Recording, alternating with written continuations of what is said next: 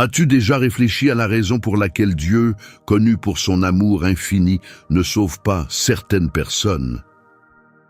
Cette question révèle une perspective fascinante sur la nature de l'amour divin.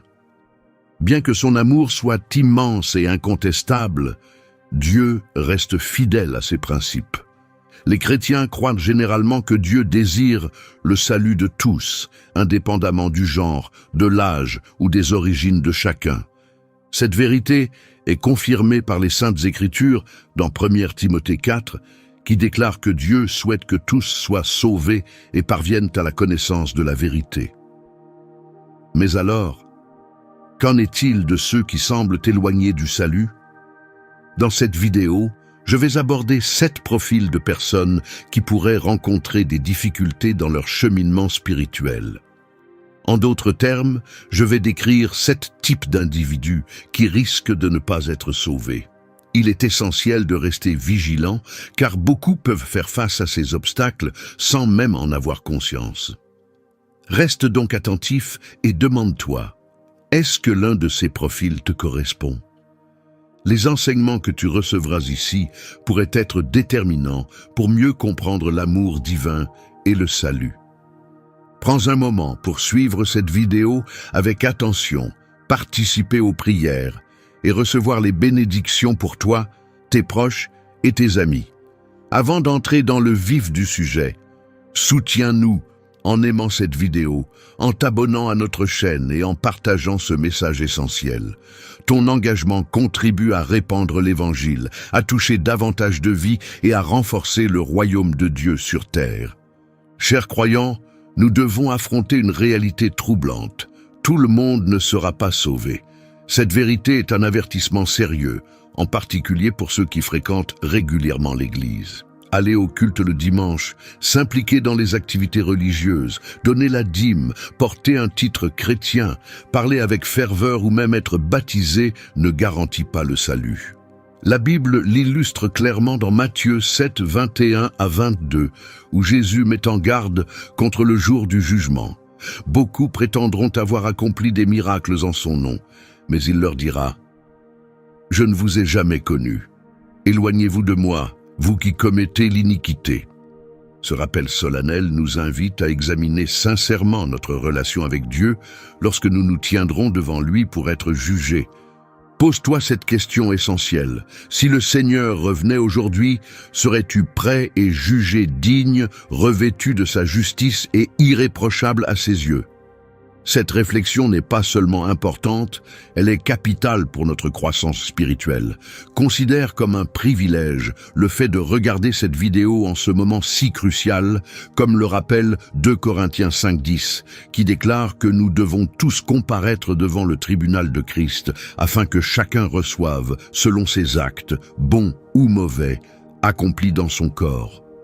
Découvrons ensemble les 7 types de personnes qui, selon les Écritures, sont en dehors du salut.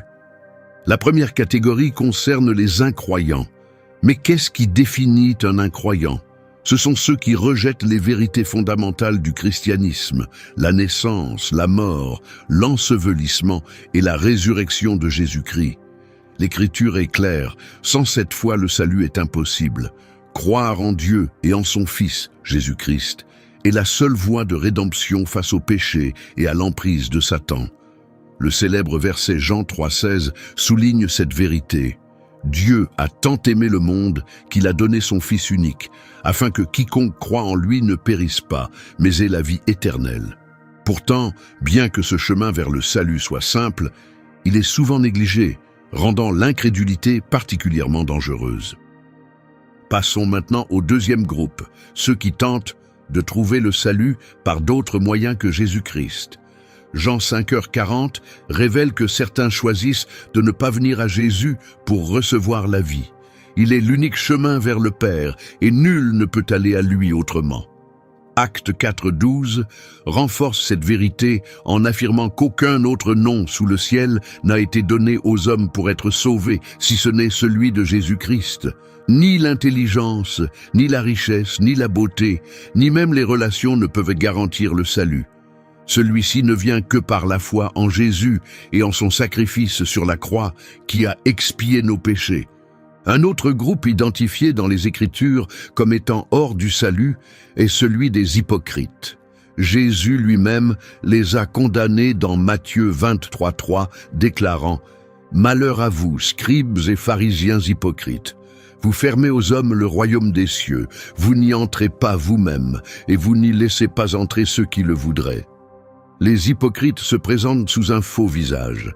Ils paraissent pieux le dimanche, bien habillés et levant les mains en adoration, mais le reste de la semaine, leur vie ressemble à celle de n'importe qui plongé dans les plaisirs du monde. Pour eux, le salut et la vie de foi ne sont qu'une routine. Ils utilisent l'Église comme un lieu social, plutôt que comme un espace de véritable engagement spirituel. Leur culte public fait partie de leurs habitudes, mais leurs actes et pensées ne reflètent pas la vie de Christ. Malgré des années passées à l'Église, ils ne montrent aucun fruit tangible de la foi qu'ils prétendent posséder. Ils sont à la porte du royaume, mais n'y entrent pas et empêchent les autres d'y accéder.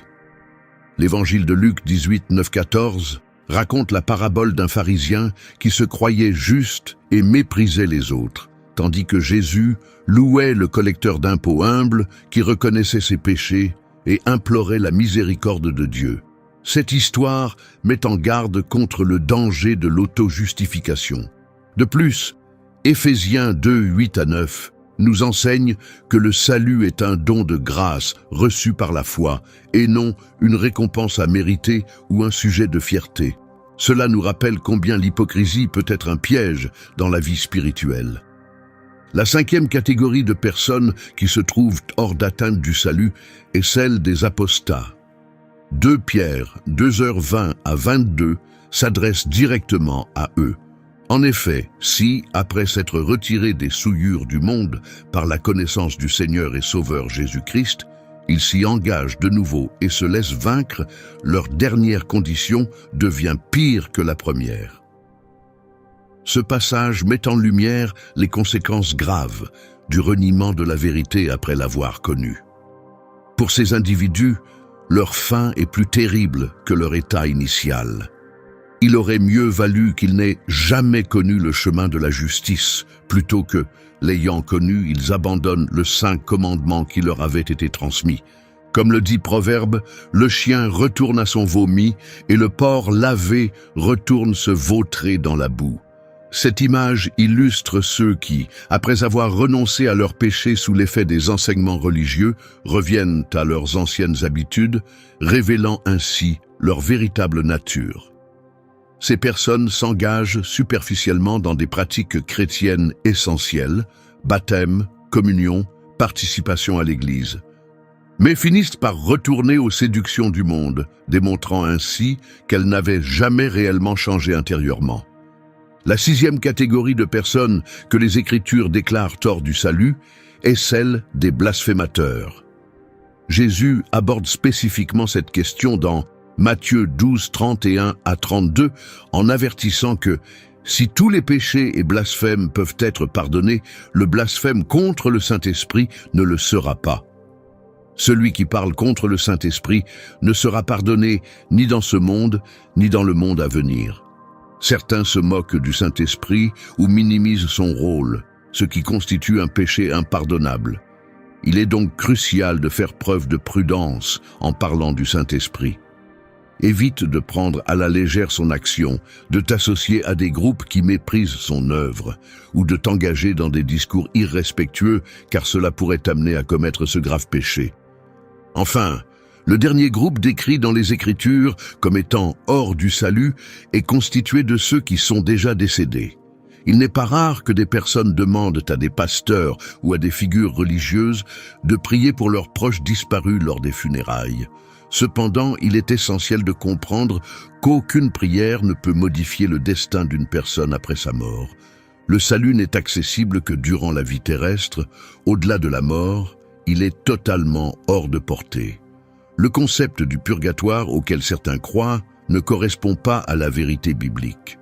Le salut doit être obtenu de son vivant, ce qui souligne l'importance de donner sa vie à Jésus tant qu'il en est encore temps, Il est crucial de comprendre que certaines personnes restent non sauvées, non pas par manque d'amour de Dieu, mais parce que sa justice ne peut être compromise.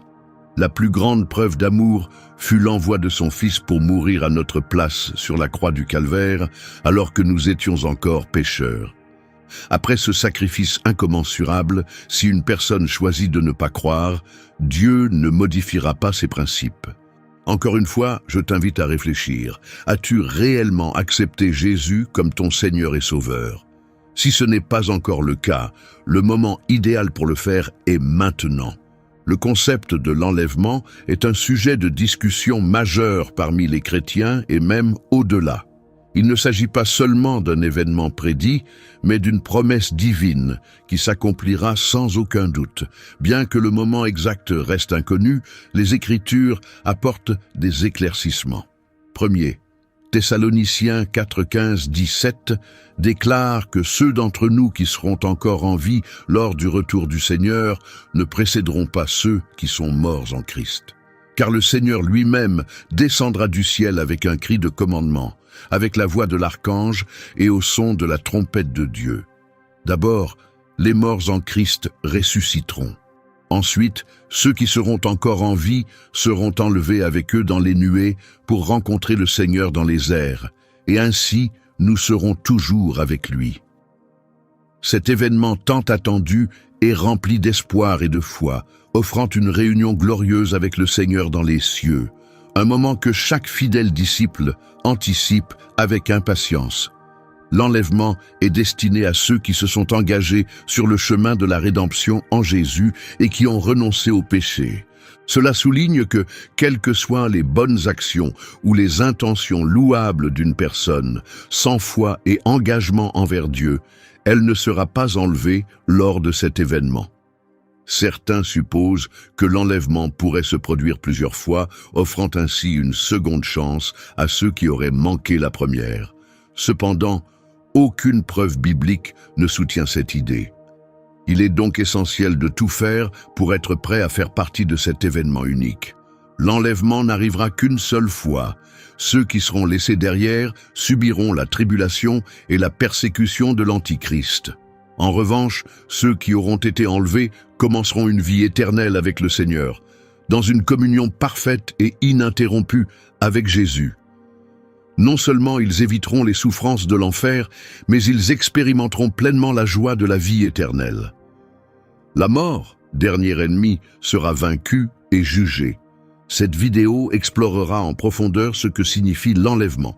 Regarde attentivement, car elle vise à renforcer ta foi et à dissiper toute inquiétude que tu pourrais avoir à ce sujet.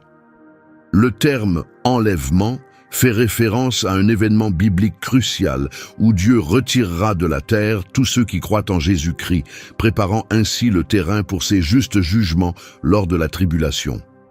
Il est important de noter que bien que le mot « enlèvement » n'apparaisse pas dans la Bible, de nombreux passages des Écritures font référence à cet événement majeur. Ces références se trouvent notamment dans les évangiles de Matthieu, Marc et Luc, ainsi que dans les épîtres et d'autres textes du Nouveau Testament. Ces écritures confirment la prophétie de l'enlèvement. En raison de l'importance de cet événement imminent, de nombreux enseignements ont émergé, donnant lieu à diverses interprétations et opinions. L'une des erreurs les plus courantes consiste à croire que l'enlèvement et la seconde venue de Christ sont identiques. Cependant, les textes bibliques établissent une distinction claire entre ces deux événements.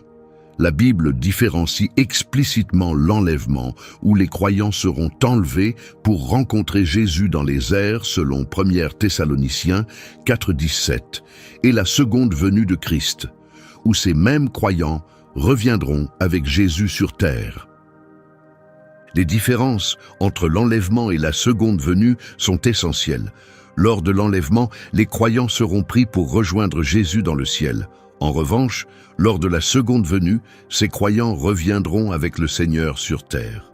Ce retour aura pour but de juger ceux qui seront restés et qui auront refusé la marque de la bête, de renverser l'Antéchrist et Satan et d'établir un règne de 1000 ans, comme détaillé dans Apocalypse 19 et 20. Ainsi, l'enlèvement est l'événement où les croyants quittent la terre pour rejoindre le Seigneur dans les nuées, tandis que la seconde venue marque leur retour avec Christ pour exercer le jugement et enchaîner Satan pour un millénaire. Deuxièmement, l'enlèvement surviendra instantanément, contrairement au retour de Christ, qui sera un processus plus progressif et visible. Selon 1 Corinthiens 15:52, en un instant, en un clin d'œil, au son de la dernière trompette, car la trompette sonnera, et les morts ressusciteront incorruptibles, et nous serons changés. Cet événement se produira soudainement, à la différence de la seconde venue, qui sera un spectacle visible de tous, comme l'illustre Matthieu 24:27, car comme l'éclair part de l'Orient et se montre jusqu'à l'Occident, ainsi sera l'avènement du Fils de l'homme.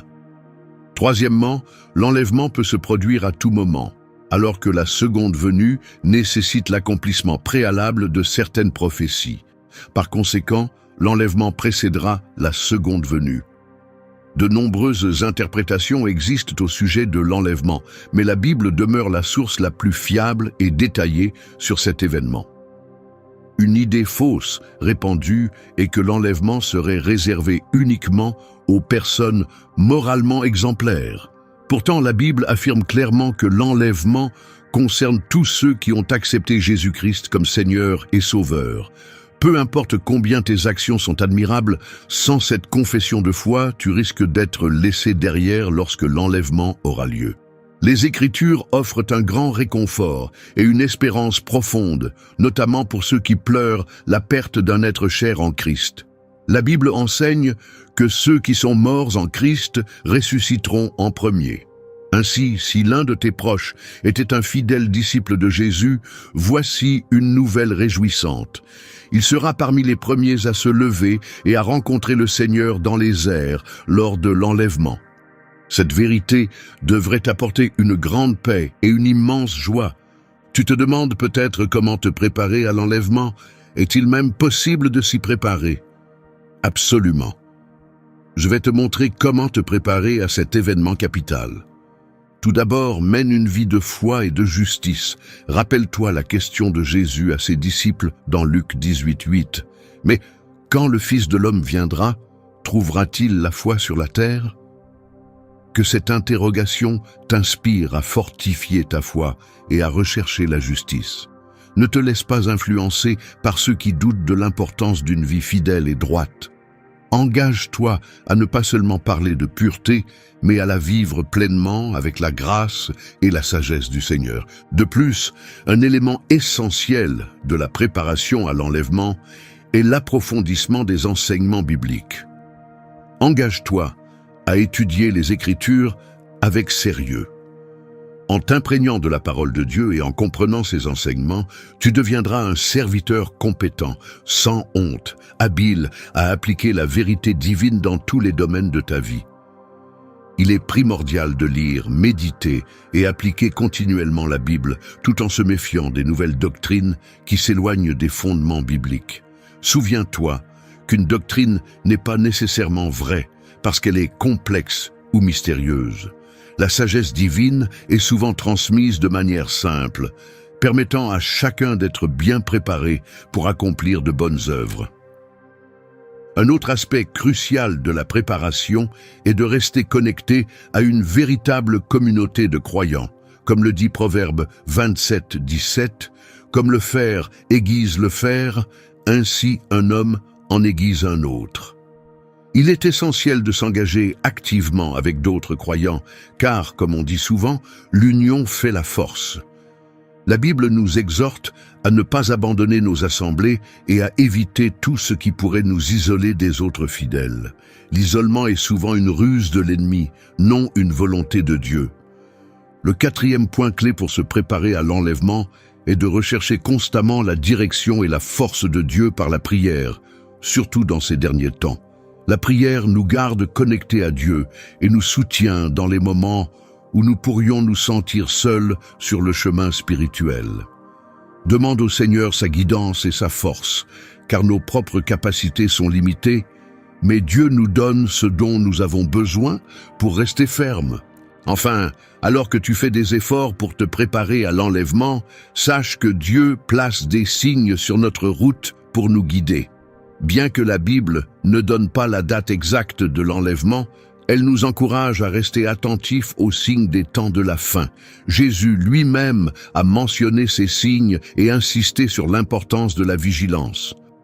Comme il l'a enseigné, et alors que ces signes deviennent de plus en plus évidents dans notre époque, il est crucial de suivre les Écritures et les instructions qu'il a données pour vivre dans ces derniers jours.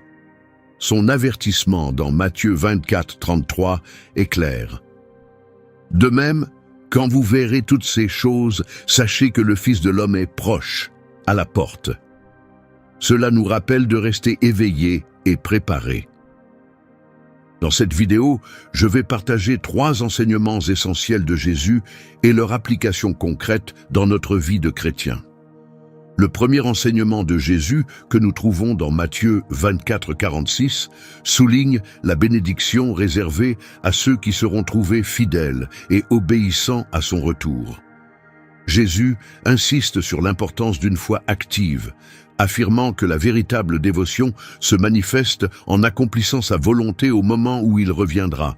Il nous assure que les serviteurs loyaux, engagés dans son œuvre, recevront une grande bénédiction.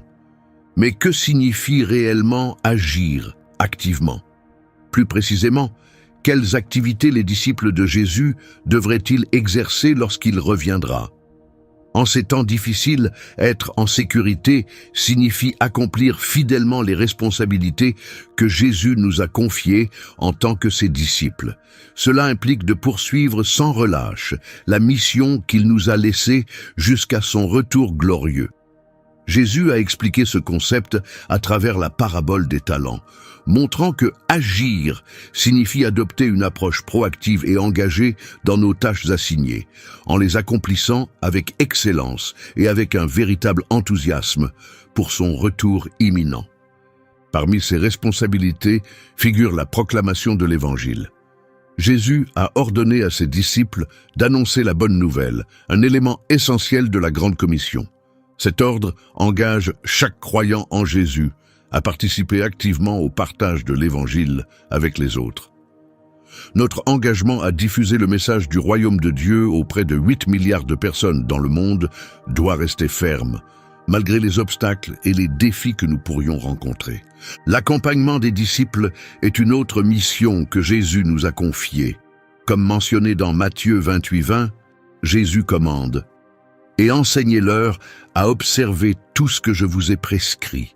Et voici, je suis avec vous tous les jours, jusqu'à la fin du monde. » L'appel à faire des disciples est aujourd'hui plus crucial que jamais, Jésus exhortant chaque croyant à multiplier et à former des disciples, contribuant ainsi à l'avancement de son royaume. Les véritables disciples sont ceux qui sont capables d'en former d'autres, répondant ainsi à l'urgence de trouver des ouvriers dévoués dans le royaume de Dieu. En aidant les autres à approfondir leur relation avec Dieu, en les encourageant à l'aimer, à le servir et à le représenter, nous accomplissons véritablement l'ordre de Jésus. En nous engageant dans ces efforts, nous nous assurons d'être activement en train d'agir lorsque le Seigneur reviendra. Une instruction clé de Jésus pour vivre de manière juste en ces derniers jours est de rester spirituellement vigilant, en évitant les distractions qui nous éloignent du bon chemin. Comme il est écrit dans Marc 13, 33, « Prenez garde, veillez et priez, car vous ne savez pas quand ce temps viendra. » Pour les chrétiens, la vigilance passe par un engagement constant dans la prière. Nous, les fidèles, sommes appelés à garder un esprit éveillé, évitant toute forme d'endormissement spirituel. C'est une invitation à nous plonger davantage dans la prière en attendant le retour de notre Seigneur. Dans le sanctuaire de la prière, nous trouvons des qualités essentielles comme la grâce, le réconfort et la patience, indispensables pour surmonter les épreuves de ces temps troublés. Pour éviter les pièges et les tromperies, les défis actuels exigent que nous consacrions, vous et moi, un temps considérable au Seigneur dans la prière quotidienne. Réfléchissez à ceci.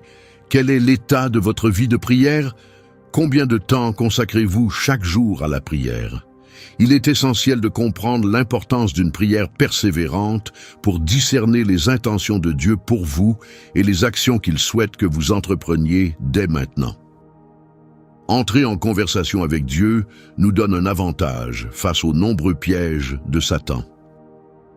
Beaucoup de croyants ne réalisent pas encore que le monde évolue chaque jour pour se conformer au plan de l'Antichrist, Satan s'efforçant d'égarer autant de fidèles que possible. Cependant, gardez à l'esprit qu'il est un maître de la tromperie. Consacrer un temps significatif à la prière quotidienne nous aide à rester vigilants et réceptifs aux avertissements de Jésus, qui nous exhorte à demeurer attentifs à son retour imminent. Négliger notre vigilance en ces derniers jours, c'est ignorer ce conseil essentiel. Restez éveillés et attentifs, car nous ne connaissons ni le jour ni l'heure de son retour. Marc 13h35-36 nous avertit « Veillez donc, car vous ne savez pas quand le maître de la maison viendra, s'il arrive tout à coup, qu'il ne vous trouve pas endormi. » Cet avertissement est clair.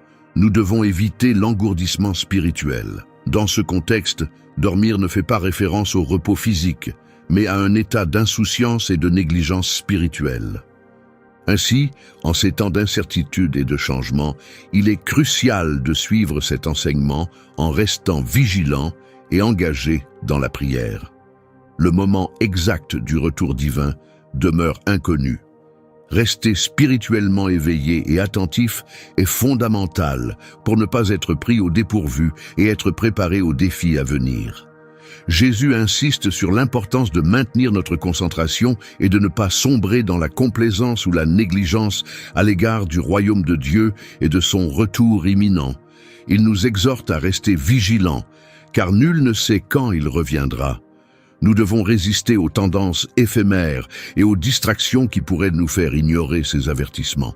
Chaque croyant est appelé à rester en alerte, à attendre le retour du Seigneur avec espérance et à éviter tout ce qui pourrait compromettre sa foi ou son engagement spirituel.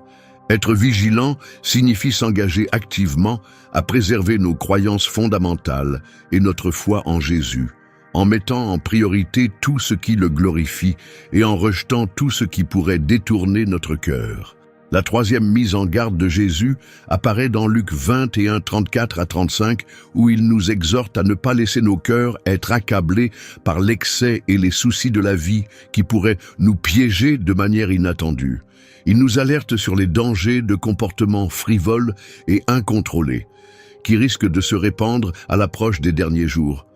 Nous nous rappelons des circonstances similaires qui ont précédé la destruction de Noé, de Sodome et Gomorrhe et de Babylone.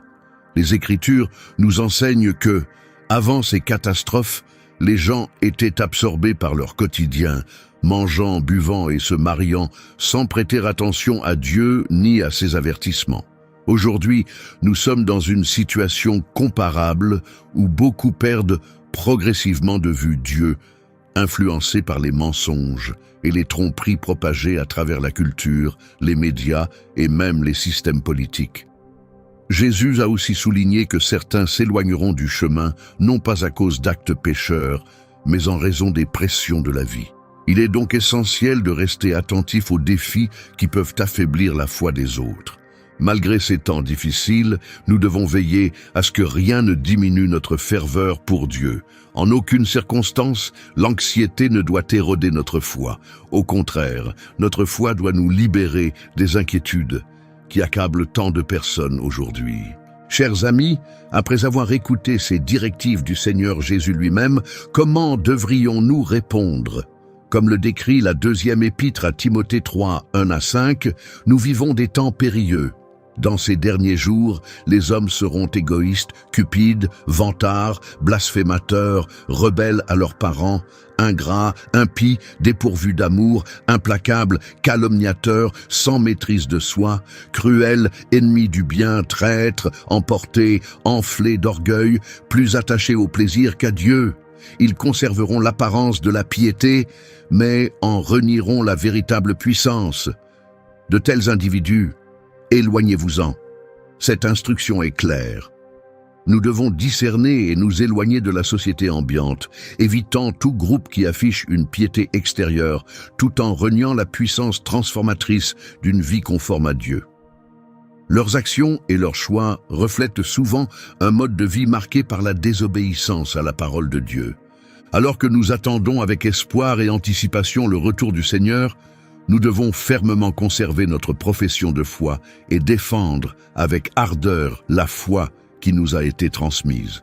Restons solides, inébranlables et constants, sachant qu'à son retour, le Seigneur récompensera ceux qui ont gardé leur regard fixé sur lui et ont consacré leur vie à le glorifier. Apocalypse 22:12 nous rappelle « Voici, je viens bientôt, et ma récompense est avec moi, pour rendre à chacun selon son œuvre. » Avez-vous réfléchi à ce qui compte vraiment dans la vie? Quelle est la seule chose que vous voudriez préserver si vous étiez sur le point d'entrer dans l'éternité? Ceux qui ont frôlé la mort voient souvent leur vie prendre une toute autre perspective. En ces instants, tout le reste perd de son importance, ne laissant qu'un élément essentiel, Christ Jésus. Au seuil de la mort, il devient évident qu'au-delà de nos efforts terrestres et de nos réussites, seule notre relation avec Christ, rendue possible par son sacrifice à la croix, a une valeur éternelle.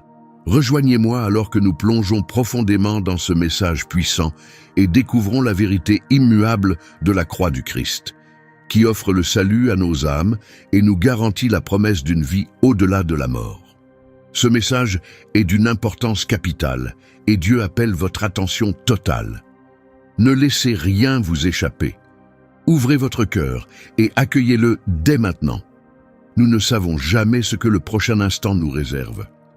Galates 6,14 nous enseigne que notre plus grande fierté doit être la croix de notre Seigneur Jésus-Christ. Le passage affirme clairement que nous ne devons nous glorifier que dans la croix de notre Seigneur Jésus-Christ, par laquelle le monde est crucifié pour nous, et nous pour le monde. Cela signifie qu'à l'échelle de l'éternité, nos réalisations terrestres et nos désirs perdent toute importance face à la perspective divine. Imaginez un homme confronté à l'imminence de la mort. Prenons l'exemple d'un homme d'affaires qui a minutieusement préparé une réunion cruciale prévue pour la semaine suivante. Lorsqu'il réalise qu'il est sur le point de mourir, l'importance de cette réunion s'efface instantanément, devenant un détail insignifiant dans l'ensemble de sa vie. Son obsession pour la richesse disparaît, son enthousiasme pour son équipe de football préférée s'éteint, et même sa maison bien-aimée, autrefois considérée comme un bien précieux, lui semble désormais sans valeur.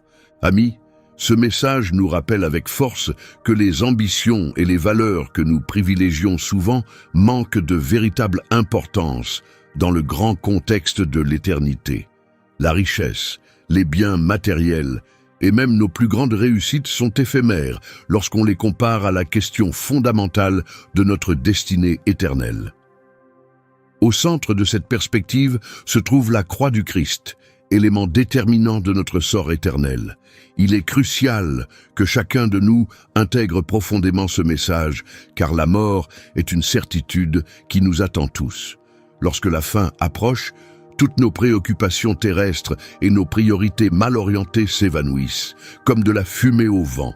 Au plus profond de nous-mêmes, nous savons que c'est la réalité. Mais trop souvent, notre quête de réussite, de reconnaissance et de gains matériels nous détourne de l'essentiel, notre relation avec Dieu. Nous devons nous poser la question, qu'est-ce qui est véritablement éternel? Que cette vérité nous réveille et nous pousse à réévaluer nos valeurs afin de réaligner notre vie sur les vérités éternelles.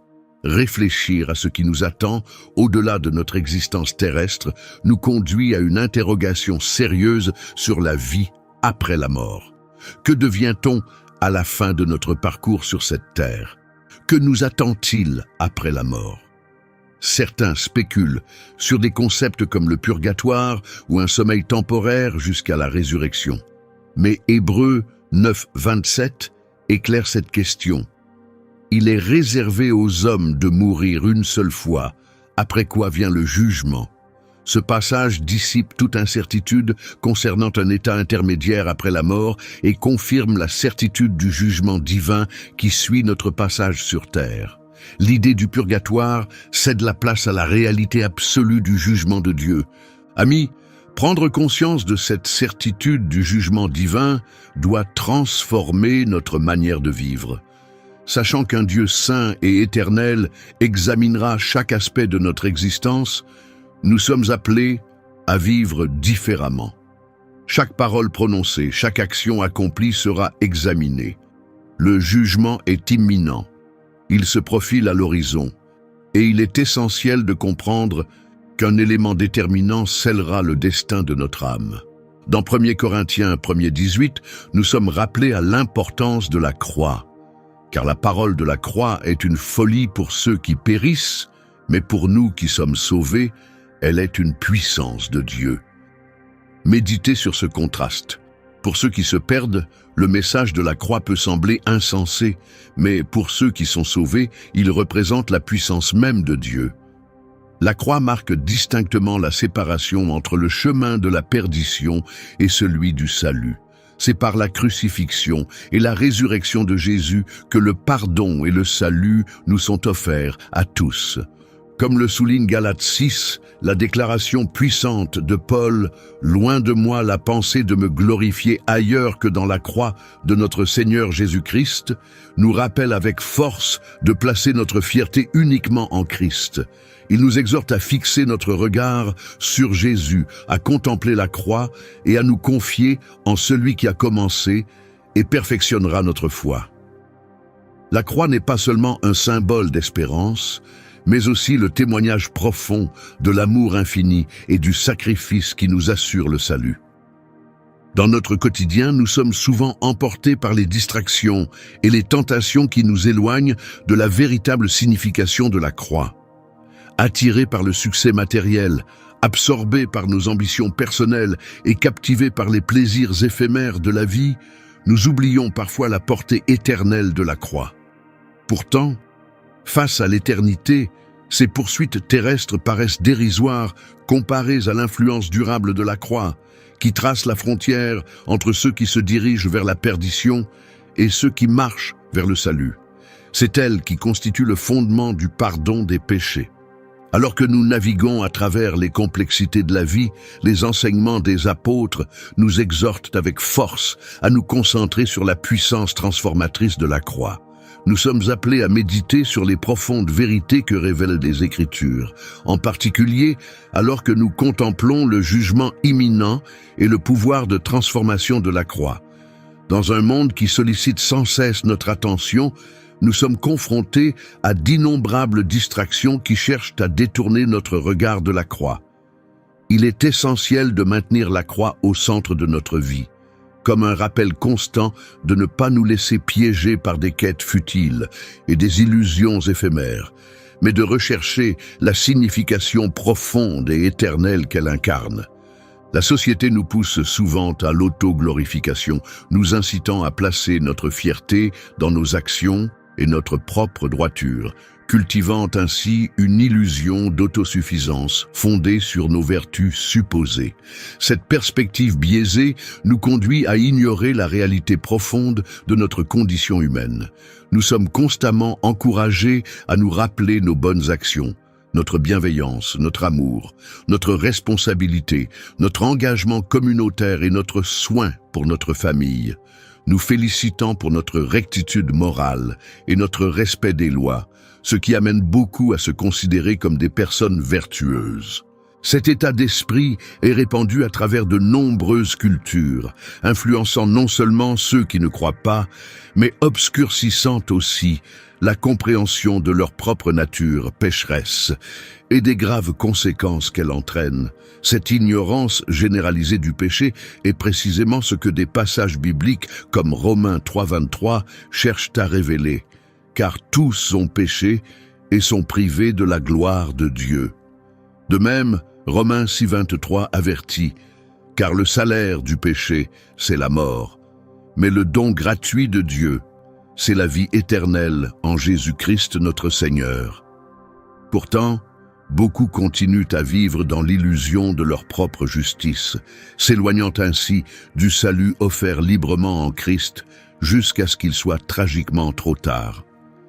De plus, la perception courante du péché comme étant uniquement des actes graves ou des fautes morales majeures est radicalement renversée par l'Évangile qui affirme que nous sommes tous, sans exception, en deçà de la gloire de Dieu. L'Évangile ne suggère pas seulement, mais affirme avec force que chacun, même ceux qui sont considérés comme exemplaires et vertueux selon les normes de la société, est intrinsèquement pécheur devant un Dieu saint. Cette déclaration sans détour choque souvent et offense, conduisant beaucoup à rejeter catégoriquement l'étiquette de pécheur et à s'accrocher à leur propre justice supposée.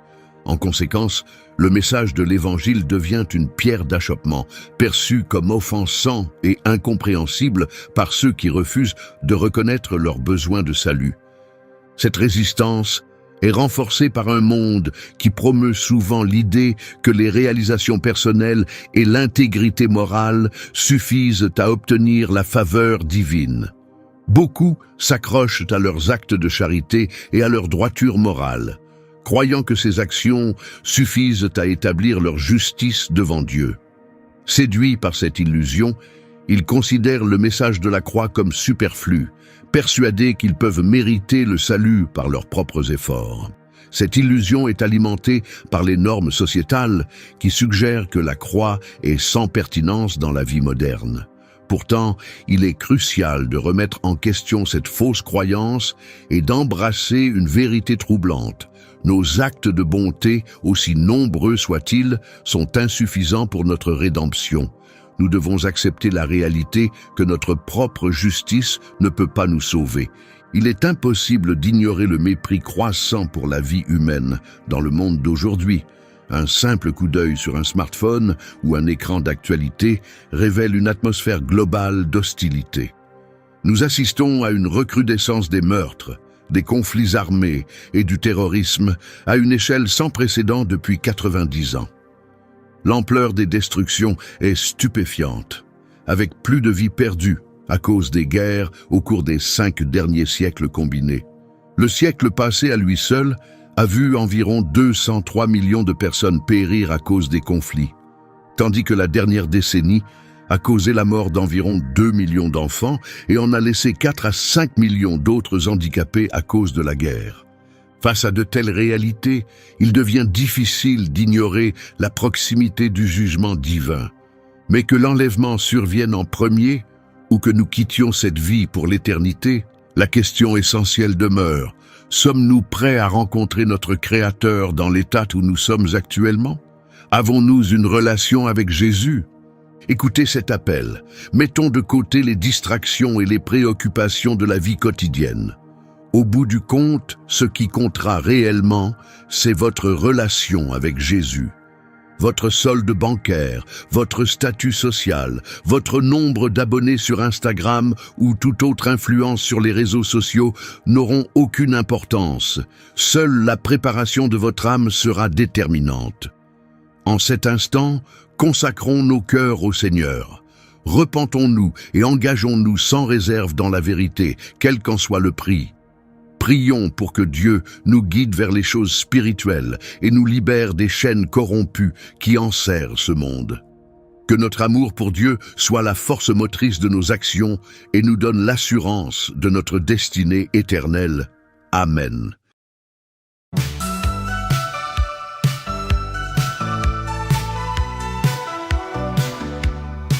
Les justes en attente, à cela qui attend la vie. L'espoir est leur manteau, Yahvé les conduit. Dans le désert aride, les cœurs braves et purs. Quand un chant solide, Yahvé rend sûr. Oh Yahvé éternel, les voix s'élèvent haut.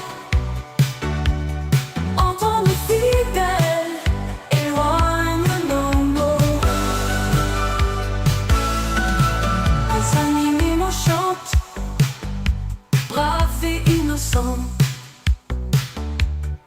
suppliés dans leur plainte, intervient maintenant.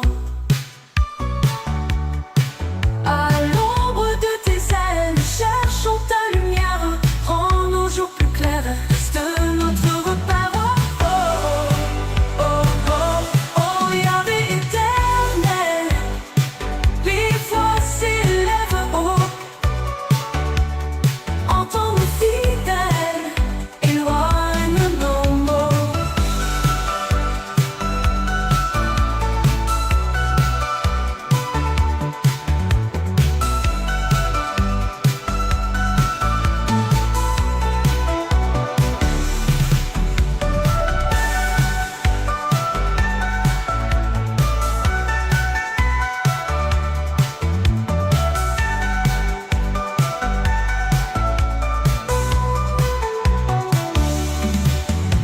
À l'ombre de tes ailes, nous cherchons ta lumière, rends nos jours plus clairs, reste notre repère.